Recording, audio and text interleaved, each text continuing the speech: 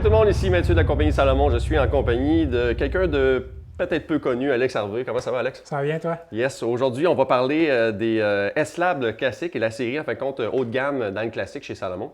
Peut-être que tu peux nous parler un peu de ce jouet-là que tu as utilisé un peu? Oui, bien évidemment, comme toute la série S-Lab, on utilise le carbone. C'est un carbone monocoque, donc c'est un ski très léger dès qu'on le prend. Mais également, quand on le pose sur la neige, on sent vraiment une propulsion très, très rapide. Donc, la cambrure marche avec nous, pour nous. Puis également, c'est très facile d'aller chercher l'adhérence, le kick, d'écraser le ski. Donc, dans les montées, tout le monde qui fait du classique sait que c'est important d'avoir des skis qui s'écrasent bien. Puis aussi, bien, avec le devant du ski, on va vraiment chercher beaucoup de vitesse, mais un contrôle dans la piste aussi. Donc, on est vraiment en contrôle de tous nos moyens avec ce ski-là. Puis, il se décline comme dans le patin, là, mais dans 3 constructions différentes. On part du bleu pour les conditions froides, de -8 et plus froid, avec des points de contact plus longs sur la neige pour faire fondre cette neige-là, créer une pellicule d'eau pour bien glisser. Ensuite, on a la construction universelle, le gris, qui permet d'être vraiment efficace dans une température entre -2 et -8. Puis finalement, on tombe dans le red, dans le rouge. Puis ça, c'est un ski qu'on va utiliser beaucoup plus au printemps, quand il y a des conditions de clister aussi, avec un point de pression un peu plus court sur le devant du ski pour éviter la succion. Puis aussi, souvent, là, sur ce ski-là, bien, il va y avoir la base transparente, une base claire, qui permet d'avoir moins de succion dans la neige. Donc, la construction que Alex nous parle, c'est la construction thin pline carbone que vous voyez à l'arrière. Vraiment, la forme que le carbone va prendre sur le ski, c'est celle qu'on voit quasiment sur le ski ici. Le thin pline carbone, c'est vraiment un carbone qui est très, très mince, weavé 360 autour du ski. Donc, le carbone à l'arrière va faire que le ski va avoir une super propulsion au niveau du ski. Et comme il dit, ça n'enlève rien au niveau de la stabilité en avant. Construction full Nomex à l'intérieur, donc c'est un ski qui est très léger, qui est vraiment fait pour quelqu'un qui veut un ski très performant et avec une base vraiment World Cup, donc une super glisse. On a la version aussi au niveau de la série S-Race, donc c'est un peu le bébé de la série Lab. On a la version, une des encore rares maintenant, version qu'on peut cirer. Donc la série carbone, on peut l'avoir autant dans la série cirée ou dans la série, en fin de compte, avec skin, qu'on va parler un petit peu plus en profondeur après celui-ci. Mais c'est un des skis, en fin de compte, que vous allez retrouver, que vous pouvez farter dans la collection. Maintenant, on en a 3-4 seulement. Donc, un autre ski qu'on va trouver ici. C'est plus un ski qui est adapté pour quelqu'un qui veut faire de la longue distance, qui veut s'entraîner, qui veut vraiment avoir la top glisse, mais avoir peut-être un kick un petit peu plus facile à aller chercher.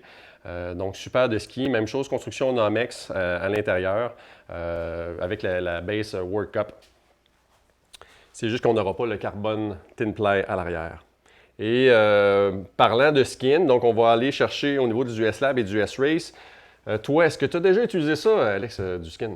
Oui, ben moi je l'utilisais beaucoup à l'entraînement, jamais en compétition parce qu'évidemment avec l'armée de farteurs qu'on avait qui nous accompagnait, là, les gars réussissaient toujours à trouver quelque chose de plus performant qu'un skin, mais définitivement à l'entraînement, surtout là, dans les milieux de semaine où les farteurs justement travaillaient à trouver la cire pour la journée de course, ben nous on était laissés un petit peu plus à nous-mêmes, puis quand c'était des conditions un peu plus compliquées au niveau du fartage, on ne se cassait pas la tête, on prenait la skin, on allait s'entraîner, si on avait des intervalles à faire, on savait qu'on allait être en mesure de faire un bon travail, pas se battre contre nos skis.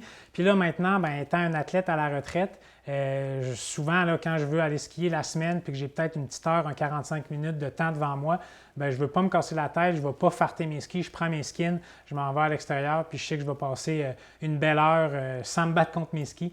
Donc, je les utilise encore plus maintenant que je suis à la retraite.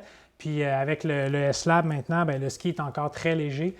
Puis avec la skin de performance, ça glisse très bien aussi. Donc, parlant de skin, justement, à travers toute la collection de skins chez Salomon, on est rendu maintenant avec les e-skins. Les e-skins, c'est quoi? C'est une peau que je peux enlever facilement et remettre facilement, tout dépendant des types de neige. La e-skin est vraiment faite, conçue pour ça. On a aussi 2 autres types de skin. Une skin un peu plus race, Pomoca Race, la rose que vous allez retrouver, qui est avec des poils un petit peu plus courts, très rapides. Puis aussi, on a une skin qui va être un peu plus agressive, qu'on peut mettre aussi à l'intérieur. Donc, on peut jouer aussi sur ça au niveau du kick. Puis, en parlant de skin, on va ajouter aussi une fixation qui s'appelle la Shift Pro. Peux-tu nous en parler un petit peu, Alex? Oui, bien la fixation Shift Pro, en fait, ça permet de glisser la fixation soit plus vers l'avant, plus vers l'arrière, pour aller un peu compenser le manque d'adhérence qu'on a ou le surplus d'adhérence si on veut aller chercher plus de glisse. Parce qu'évidemment, la skin, oui, on peut changer le type de skin qu'on utilise, mais on ne peut pas changer l'emplacement où elle est sur le ski. Chose qu'on peut faire quand on met du fartage, on peut allonger à l'avant ou à l'arrière ou à raccourcir.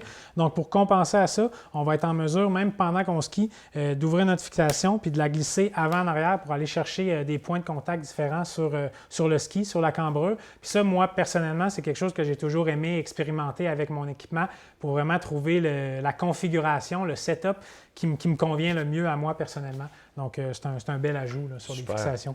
Donc, série S-Lam pour les athlètes, quelqu'un qui va avoir un ski super léger, super rapide. La série Race pour quelqu'un qui veut faire de l'endurance, de la longueur. Donc, on a 2 types de skis haut de gamme dans la série classique. Un gros merci, Alex. Ça fait plaisir.